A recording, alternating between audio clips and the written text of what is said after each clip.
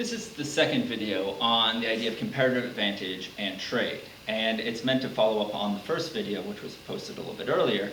And this time we're going to be looking at a slightly more complex version of where trade comes from.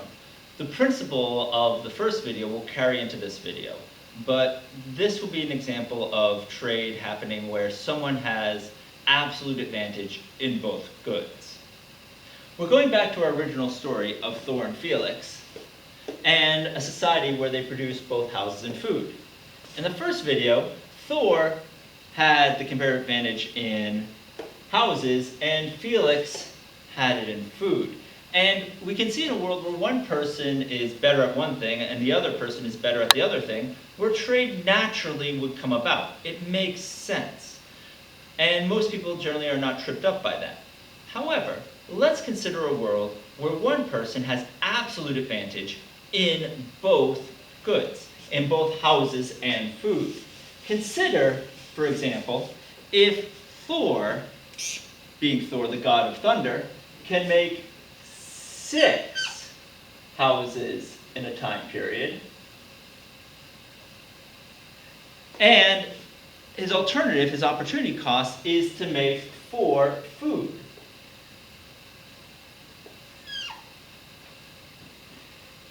In this case, we'll also assume that Felix, being a cat, can only make 1 house and 3 foods.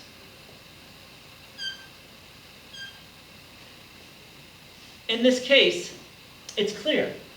Thor is better at doing everything.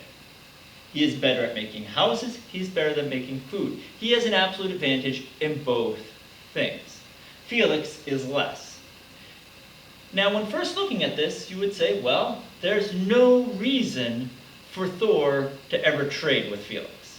Thor is better at everything. There's nothing that Felix can offer him. However, this is where the real insight of David Ricardo and comparative advantage based on opportunity cost comes in. Because it turns out Thor can better himself by trading with Felix. Well, let's look at how this could work. Remember, in the earlier example, we started off by saying specialization in trade will lead to a wealthier world. We'll start that way again. Suppose Thor has to split his time between houses and food because he's self-sufficient. And the same thing goes for Felix. Well, in this case, at the end of the period of time, we'll have 3 houses for Thor and half a house for Felix. That will give us 3 and 1/2 houses. With food, we will have 2 foods for Thor, and we will have 1.5 foods for Felix, which will give us 3 and 1/2 foods. So this would be our world. Let's assume specialization in trade. What would happen in that case? Well, what would they specialize in?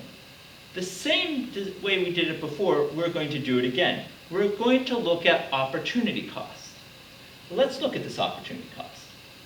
In this case, Felix's opportunity cost is 1 house for 3 foods. This is his opportunity cost.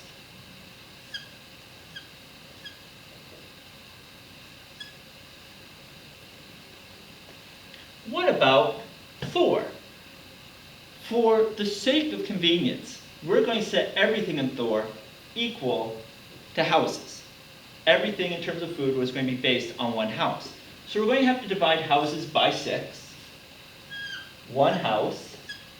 Well, the way we get the ratio is we would also divide the 4 by 6, which would be 2/3 of a food.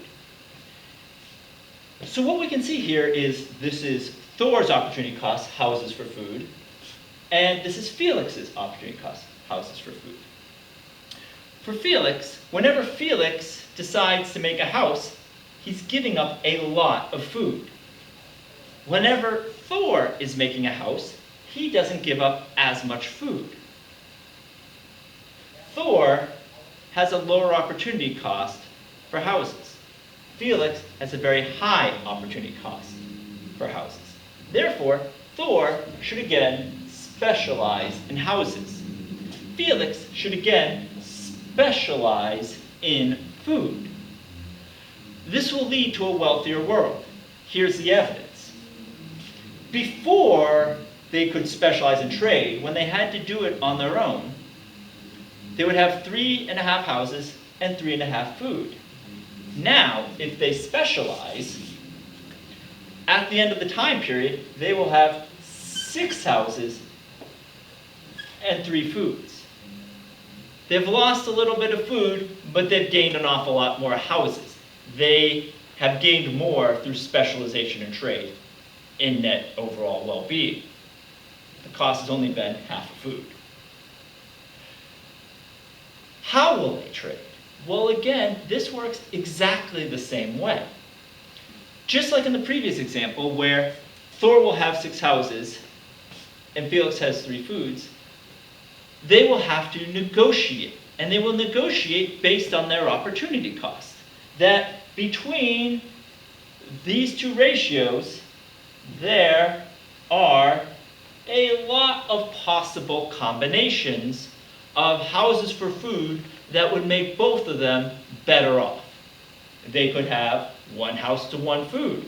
They could have 1 house to 2 foods. In either of those cases, any combination of ratio of houses to food between these 2 exchange rates will benefit both of them. And again, that's what economists are looking for, mutual benefit.